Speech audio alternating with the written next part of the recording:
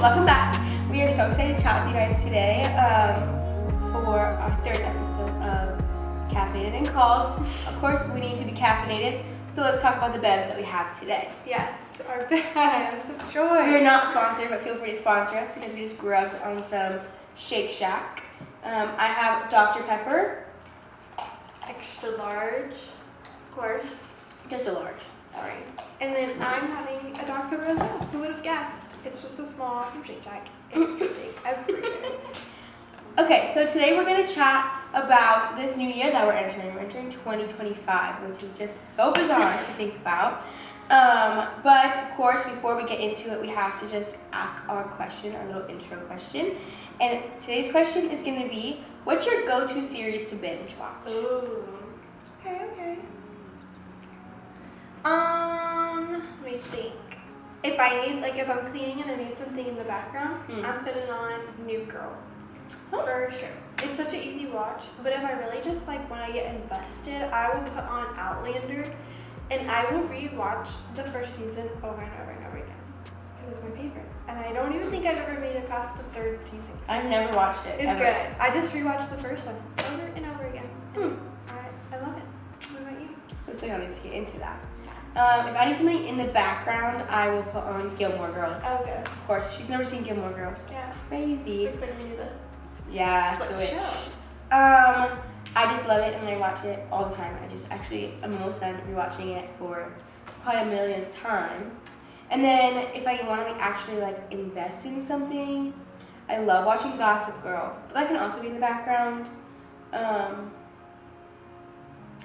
Yeah, Vampire Diaries. Good one. That's a good That one. was good. Yeah, there's a lot. The classic kind of vibe. Okay, so first, what we're going to be talking about, we have one centered question that this whole conversation is going to be centered around, but I'm not going to ask that until a little bit later. Okay. So first, I just want to kind of talk about our last year and what this 2024 looks like for us. We became friends about halfway through 2024. Yeah. Maybe a little bit farther, 3/4 the way in 2024 Yeah. actually. So there was a lot that we weren't in each other's life for, but so much that we were, so that's so cool. Okay, my question for you is, what is 3 words to describe your 2024 year? Okay. Adjectives. Alright, this is a good one. I feel like I've lived a million lives through 2024, so it's gonna be hard. I will say 3 adjectives. Okay, the words I'm wanting to say are not adjectives. Well, you don't have to say an adjective. Okay. I'll say leap is one of them. I say that because there's a lot of decisions and situations that happened where I was just kind of I don't know what to do, but I feel like this is the right thing to do, and I leapt wholeheartedly into it, and it paid off so well, just so crazy. So I would say leap. I would say change. Going along that path is I took those leaps and everything changed. I felt like this year no month was the same. I genuinely feel like I lived a million lives. And my last one, I would say just honestly happy, because this year has been a lot of going through seasons of uncertainty, and in the end, the Lord showing that He is good. And it's just been happy and it's been good. I would say joyful rather than happy, because it's not a temporary thing. It's I will forever look back and be joyful because of what the Lord has done. So yeah, and so I'm actually interested really to hear what 3 you're gonna say. I actually don't even know. I know. It was hard for me to pick. So. Yeah, it's definitely difficult. I think one I could use is difficult. Yeah. It's been a crazy year, let alone a crazy 2 months that I've just encountered. Oh yeah. So difficult. It's just been a lot of difficult circumstances I've been put into and situations I've just have endured. But to follow along with that, I think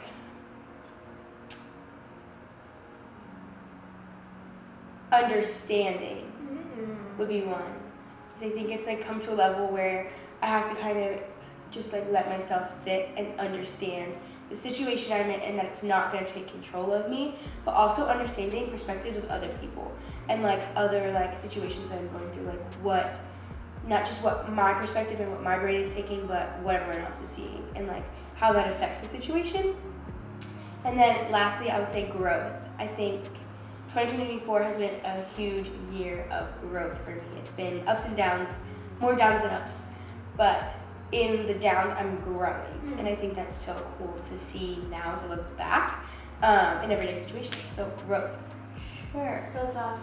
Yeah, I'm excited for 2025. I know. It's crazy. I can't believe it. I remember I was a kid and I was like, well, my graduation year was 2023. What was yours? 2022. Okay, I remember in kindergarten they were like, okay, like you're gonna graduate in 2023, and I was like, well, that's so far away, and now we've even surpassed that, and now it's gonna be 2025, and in 5 years it's gonna be 2030, in 5 years.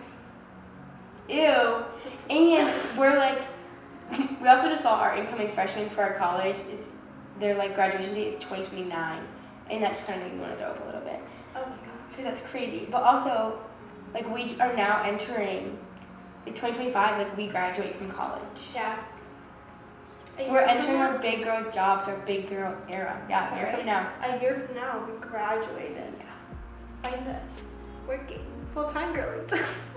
In a school. Paying some bills. Oh yeah. With the no money that the government gives us. That's true. But it's okay. Okay, so that kind of leads into my next question. Okay. Is what is one word this 2025 year that you want to focus on? One word. Ooh. Mm-hmm. And did you have one for 2024? Like one word for the whole year? Yeah. I would really just go with like that same theme of leap and change for 2025. I don't know, that's really hard for me because I'm literally being so open-minded for 2025. Like, it could take me anywhere. We're graduating a year from now, and when I graduate, there's no plans. It's wide open. Obviously, I have goals I want to meet, but as far as when and where, that's completely open. And so I'm just gonna see what the Lord leads me in that. But I will say, I'll say the word focused, because even though things are seemingly wide open, I do have goals I want to accomplish. You know, I have career goals, personal goals, financial goals, like just staying focused on those goals so that whatever comes my way, I'm not getting caught up in that. So I'll say focused. I like that too. Last year, my word that I entered 2024 with was forgiveness. Okay. So I focused on forgiveness, and of course, there's still so much to do that in my life. But I genuinely like went through the route, and I figured out what forgiveness looks like in my life, but looked like with the Lord and inviting Him into that. Mainly inviting me into His like the forgiveness that He allows with my life. But I was able to forgive some people that I thought I would never be able to forgive. And forgiveness again does not mean that I'm best friends with them. Like I don't have any contact with these people, but I genuinely don't like hold any like hatred for these people in my heart. If anything, I pray for them because I want them to know the Lord and just live a happy life and just be so happy with the Lord. And it doesn't have to include me in it, but I don't hold hatred for what they did or what happened. So that was so cool. And then this year, I think my word, it's subject to change. But right now, I think growth is it. Again, double growth. Double growth. Because it was forgiveness and I grew in that one. Yeah. But right now I can just see that, I can see so much growth in my life and just like in me as a person. Whenever I'm like going somewhere or I react to something, I'll be like, why did I just react like that? Or like I'm like, it's just more like self-growth, like self-reflection and self-growth that I'm really excited to like see me grow as a person. I'm turning 21, I'm graduating from college, I'm moving out again, finding a new place to live, I'm buying a car, I'm getting a car payment. All these fun things that are just like such big girl, adult grace things. So much growth, and I'm so excited. That's crazy. So crazy. That's like, Kooky. we just kind of go through our life and float through our days one day at a time. But when you say it like that, truly, we're moving out, we're buying cars, we're graduating, we're working. Adult, like this is like your like graduating college is like now you're in your adult life. Yeah. Like this is your future. You're setting yourself up for right now. Yeah. You know, it's kind of freaky. Yeah, saying it out loud makes it feel real. That's scary. I know, it's so scary. Now we're going to enter our like final question. I can kind of just start a little conversation and chat about it. A chat and yap for you guys. And it's going to be revolving around the question, what do you want to be remembered for? We were going over our questions in the car. She was like, what should we talk about? And she picked this one. And this one was the scariest for me. So maybe it's a good thing you picked this one. I feel like we've been kind of dwelling on that a lot. You've been like, I don't want to be known as this type of person. And I'm like, yeah, I totally agree. So now it's like, what do we want to be known for if not that? It's just hard. It's truly hard.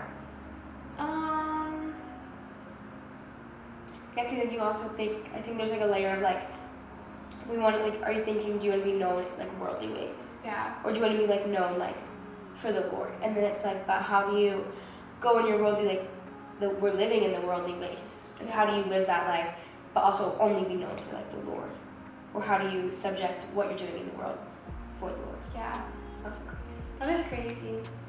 I want to be known in both like a worldly and like obviously like a spiritual sense. So what I mean by that is like someone who maybe doesn't know the Lord could look at me and be like, and remember me by the certain like type of way I hold myself or posture and be like, what is it? Like in a way I guess that leaves a stranger wondering like, what does she have? Like I want that.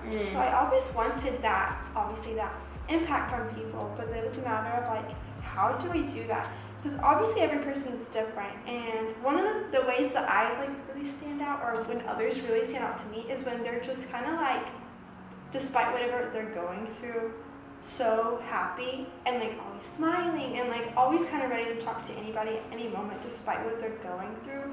And I so badly want to be that person, but I feel like I often fail because honestly, it's hard to be that person. It's hard to be always smiling when you're going through like a really tough patch. There's also a layer to that though, because yeah. do you always want to be that happy, like go-lucky person? And then I feel like I would also look at you and be like, your life's so perfect, like, why isn't my life perfect? And that goes into comparison. When like genuinely like, you could also be that person that's like, yes, I'm like here and I'm here to talk for you no matter what I'm going through, but I am going through things. Yeah. Because I feel like we need to normalize that. Like even when you're following the Lord, there are valleys that just like defeat the mountain sometimes. Yeah. You know?